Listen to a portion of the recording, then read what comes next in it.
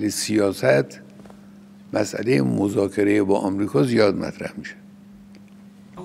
نظرات مختلفی هم هست. بعضیا گفتن این رو مفید میدونن، لازم میدونن، بعضیا مضر میدونن، بعضیا نظرات میانه تری دارن. حرفا مختلفه. من اونچوری که تا حالا در این سالهای متمادی فهمیدم، دیدم، احساس کردم و تجربه کردم رو به ملت عزیزمون عرض میکنم. مسئولین سیاسی و فعالان سیاسی هم خواهش میکنم اینقدر تأمل کنن، روی این حرفا فکر کنن، تأمل کنن و قضاوت رو بر اساس آگاهی و اطلاع انجام بدن. حرف من اینه که در حال حاضر با وضعیتی که وجود داره، حالا ممکنه 20 سال دیگه، 30 سال دیگه وضعیت دیگری وجود داشته باشه، با او کار نداریم. در وضع کنونی مذاکره با دولت آمریکا اولا هیچ کمکی به منافع ملی ما نمیکنه، هیچ سودی برای ما نداره، هیچ ضرری را هم از ما دفع نخواهد کرد. اولا این یعنی کاریست بدون سود، بدون اینکه برای کشور فایده ای داشته باشه، بدون اینکه ضرری رو دفع کنه. مطلقاً چنین تأثیری نداره. این اولا. ثانیاً به عکس زیانهایی هم مترتب برش، یعنی سود که نداره هیچ. مطلب دوم این است که مذاکره با آمریکا در شرایط کنونی ضررهای بزرگی برای کشور داره که شاید بشود گفت بعضی از این ضررها جبران ناپذیر هستند. یه چنین زیانهایی هم داره. من حالا اینا رو شرح خواهم داد.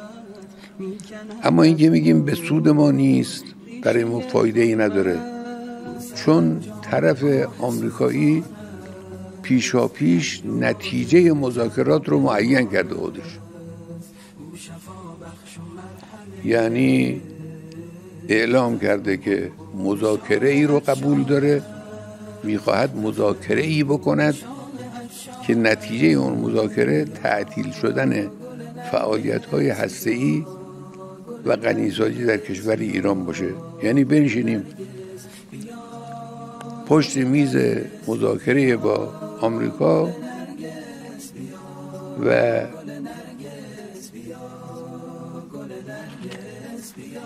نتیجه گفتگوهایی که با اونها خواهیم کرد این باشه که او حرفی باشه که او گفته باید انجام بگیره. این که دیگه مذاکره نیست، این دیکته است، این تحمیله. بیشین مذاکره کن با یه طرفی که نتیجه اون مذاکره الزاماً باید همون چیزی باشه که او میخواد، همون چیزی باشه که او میگه. این مذاکره است. طرف مقابل امروز اینجوری حرف میزنه، میگه مذاکره کنیم و از مذاکره این در بیاد که ایران غنیسازی نداشته باشه. حالا این غنیسازی رو گفته. چند روز قبل از این معاونش اعلان کرد که ایران بایستی موشک هم نداشته باشه، نه موشک دور برد، موشک میان برد هم نباید داشته باشه، موشک کوتاه برد هم نداشته باشه، نباید داشته باشه. یعنی ایران اونچنان دستش بسته و خالی باشه که حتی اگر چنانش بهش تعرض شد به این پایگاه آمریکایی در عراق یا در فلانجا هم نتونه جوابی بده و پاسخی بده. معنای این حرف اینه مذاکره کنیم تا این نتیجه وجود بیاد. خب این سود نیست، این مذاکره است که در او هیچ سودی وجود نداره، همش به ضرر ماست.